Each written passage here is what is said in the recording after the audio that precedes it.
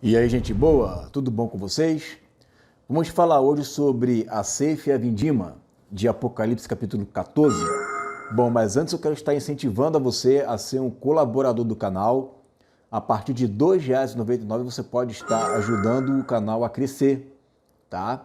Hoje eu já disponibilizei um vídeo lá que fala sobre acerca dos dons de línguas. O que eu penso acerca dos dons de línguas. Tá? Então, quem é membro do canal já tem acesso aí a esse vídeo que eu já lancei hoje, ok? Então, se inscreve aí, seja membro, a partir de R$ 2,99 você vai ter acesso a muitos vídeos que eu ainda vou fazer, né? Além de lives ao vivo, né? Perguntas e respostas que eu vou deixar disponível aí para o grupo de membros, certo? Então, vamos lá, gente. Apocalipse capítulo 14, a partir do versículo 14, diz assim: E olhei, e eis aqui uma nuvem branca, e assentado sobre a nuvem, um semelhante ao Filho do Homem, que tinha sobre a cabeça uma coroa de ouro, e na mão uma foice aguda.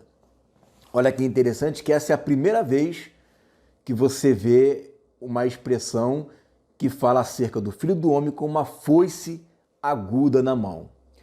Filho do Homem está lá em Daniel, no capítulo 7, versículo 13, que vai falar acerca do Filho do Homem, né? Que ele está ali como que ele se dirigiu ao ancião de dias. Esse Filho do Homem se dirigiu ao ancião de dias, é uma das visões de noite, né? Que o Daniel teve, Daniel 7:23, tá? E aí, este semelhante ao Filho do Homem tinha sobre a sua cabeça uma coroa de ouro, coroa rei, e já vem para reinar. E a foice aguda, né?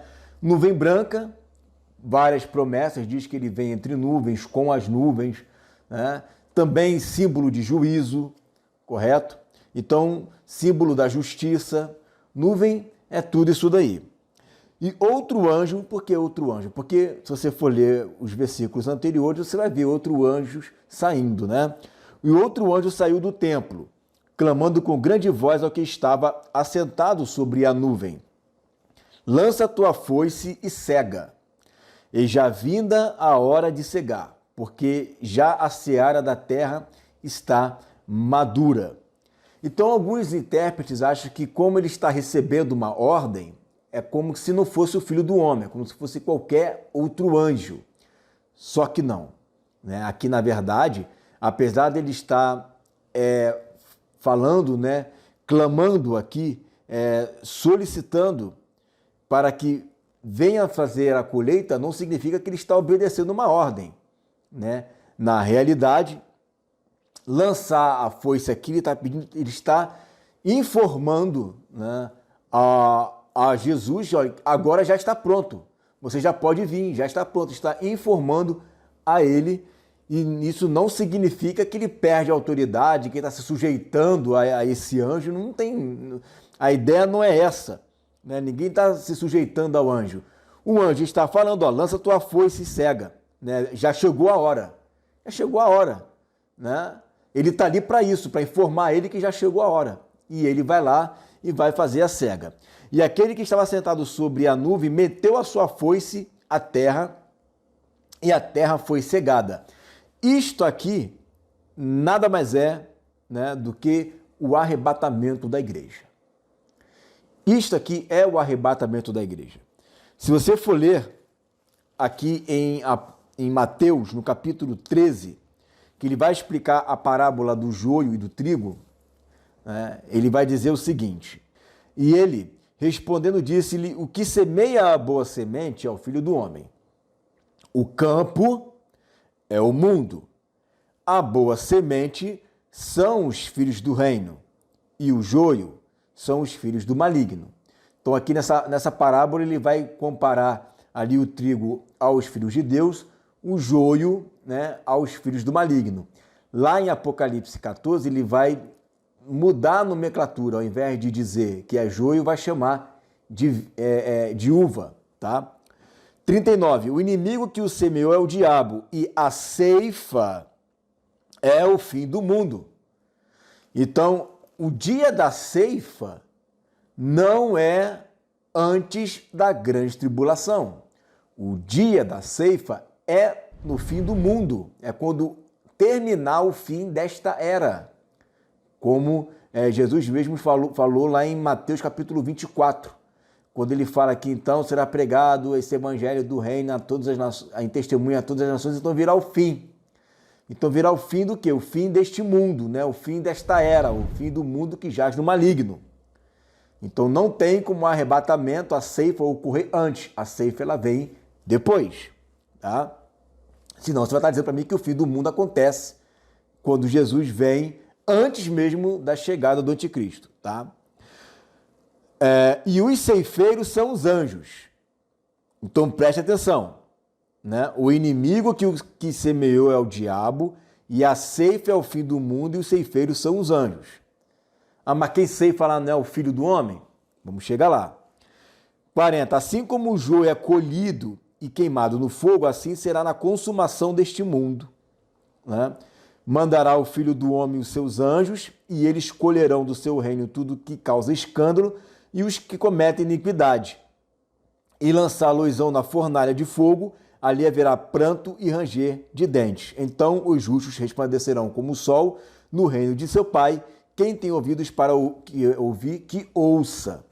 Então, o Filho do Homem, né, ele vem recolher o trigo, mas ele mandará, né, os seus anjos recolherem os filhos do maligno. Vamos ver isso aqui agora no versículo 18. E saiu do altar outro anjo, que tinha poder sobre o fogo, e clamou com grande voz ao que tinha a foice aguda, dizendo: lança tua foice aguda e vindima os cachos da vinha da terra, porque já as suas uvas estão maduras. É interessante que você saiba que existe uma festa em Israel, né? Ou melhor dizendo, que existe uma festa não, que existe o dia da vindima em Israel. Esse dia da vindima é o mês de Tisrei, que é o 7º mês, que é quando se também comemora a festa dos tabernáculos, né? Que é o 7º mês, que fica entre agosto e setembro, né? Então, outubro e setembro, perdão. Então, essa festa da vindima ocorre no 7º mês. E este 7º mês é justamente o 7º mês que é onde vem o Senhor também, né? Vem o Senhor e ele habita entre os homens. Então, nesse período é que se tem a vindima, tá? Que é no 7º mês, que é que se colhe ali as uvas. Então, o que acontece, ó? Lança tua foice aguda e vindima os cachos da vinha da terra, porque já as suas uvas estão maduras, ou seja, já estão prontas. Então, um é o que colhe os filhos do reino, e outro é aquele que vai fazer a colheita, né, que vai preparar já a colheita, a ceifa, né, para as uvas que já estão maduras. E o anjo, agora não é mais o filho do homem, agora é o anjo, meteu a sua foice à terra e vindimou as uvas da vinha da terra e lançou no grande lagar da ilha de Deus. Esse texto aqui está atrelado ao texto de Joel no capítulo 3. Olha o que diz aqui a partir do versículo 11. Versículo 11 diz assim: ajuntai-vos e vinde todos os povos em redor e congregai-vos. Olha, em redor, tá? E congregai-vos. Ó Senhor, faze descer ali os teus fortes. Mova-se as nações e subam ao vale de Josafá, porque ali me assentarei para julgar todas as nações em redor. Por isso que ele vem com uma nuvem, a fazer justiça. Lançai a foice. Ele está mandando, lançai a foice, porque já está madura a seara. Olha aí. Vinde, descei, porque o lagar está cheio, os vasos dos lagares transbordando, porquanto a sua malícia é grande. Multidões, multidões no vale da decisão, porque o dia do Senhor está perto no vale da decisão. Aí é que é o dia do Senhor. O dia do Senhor, gente, está atrelado, ocorre no mesmo momento que há o arrebatamento. Você vê que tem o arrebatamento e tem o dia do Senhor. É o fim do mundo. E no momento em que corre o dia do Senhor, o sol e a lua enegrecerão e as estrelas retirarão o seu resplendor. O que é isso? É a abertura do 6º selo, né? O que é isso, né? É o que Jesus falou, que depois daqueles dias da grande tribulação o sol escurecerá. São eventos simultâneos que ocorrem no mesmo episódio, que é a vinda do Senhor, correto? Então, você observa que está chegando o dia, né, deste momento em que o Senhor, Ele mesmo, Ele desce com juízo, arrebata a sua igreja, né, e no dia da vindima, Ele vem e agora Ele vai fazer juízo. Olha o juízo que vai acontecer. E o lagar foi pisado fora da cidade, Vale de Josafá, né? E saiu sangue do lagar até os freios dos cavalos, pelo espaço de 1.600 estádios, 300 quilômetros, né? Então você vê que vai ser um derramamento de sangue. Esse texto está atrelado com Mateus 13, com Joel 3,13 e com Apocalipse capítulo 19. Tem também um texto lá, também está linkado, né, com Isaías 63, 2 e 3. Tá? Olha o que diz aqui, Apocalipse 19. E vi o céu aberto, versículo 11. E eis um cavalo branco, que estava sentado sobre ele, chama-se Fiel e Verdadeiro, e julga e peleja com justiça. E os seus olhos eram como chamas de fogo. Olha aí, é justiça e juízo. E sobre a sua cabeça muitos diadema, coroa. Apocalipse 14, 14.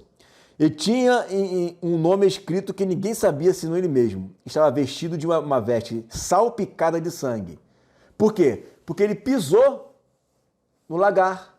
Ele pisou. Conforme se pisa nas uvas, salpica ali, né, o líquido, né, que sai da uva, que no caso ali é o sangue dos inimigos, né?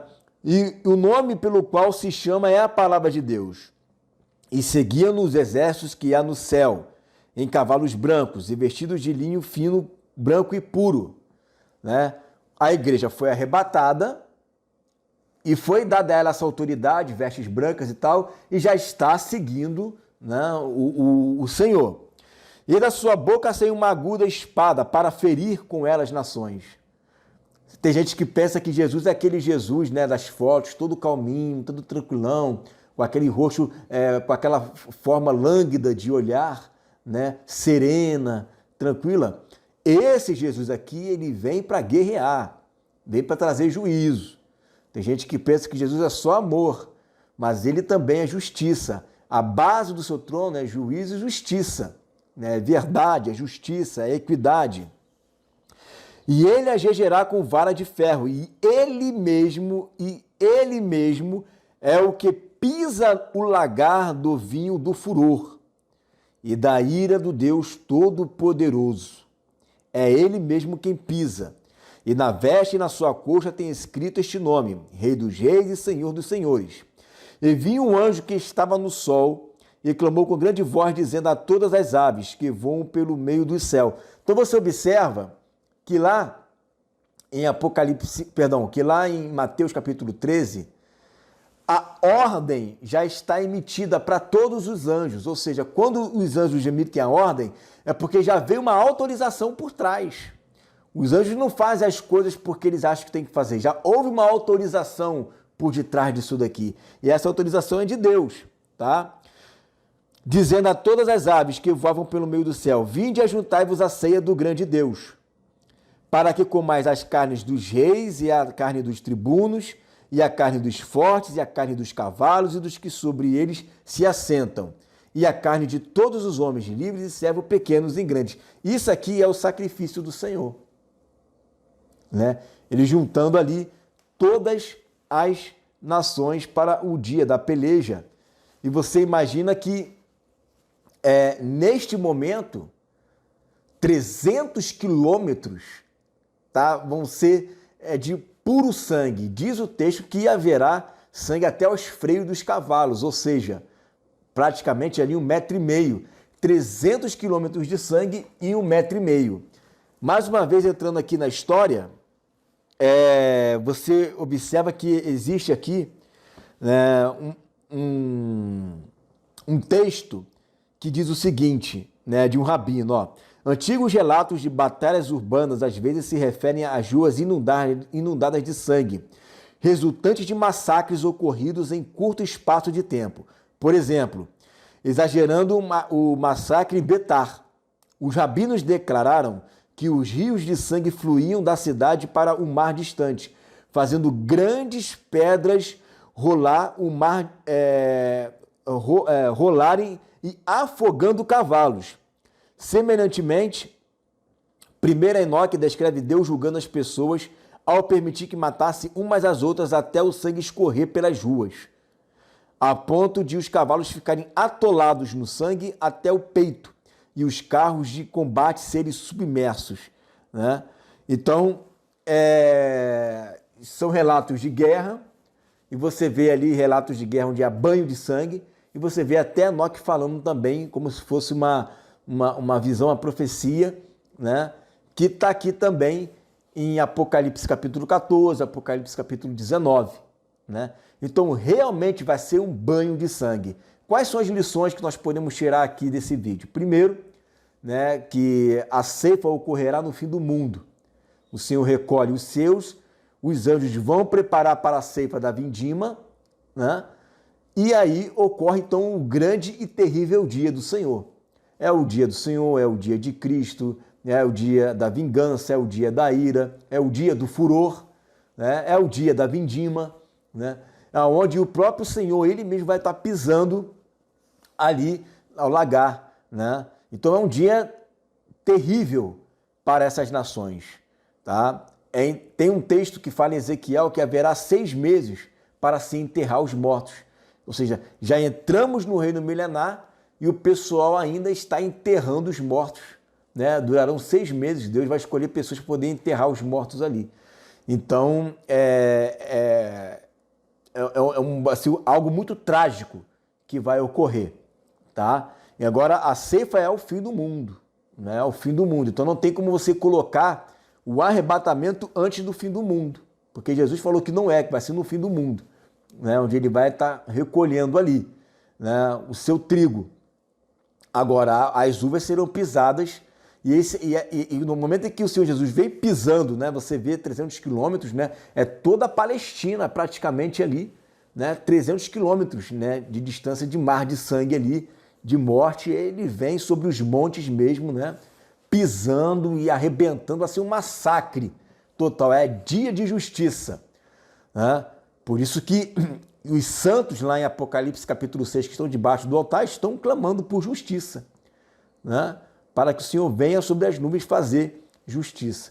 Então tire essa lição, você que acha que Deus não vai fazer justiça, que o Senhor ele está com os olhos fechados, ele não está com os olhos fechados, ele vai realmente fazer a justiça dos santos na sua vinda. Certo, queridos? Então, é isso daí, essa é a palavra, né? Qualquer dúvida, queira acrescentar alguma coisa, você coloca aí nos comentários para poder agregar conhecimento. Amém? Fica essa palavra em nome de Jesus.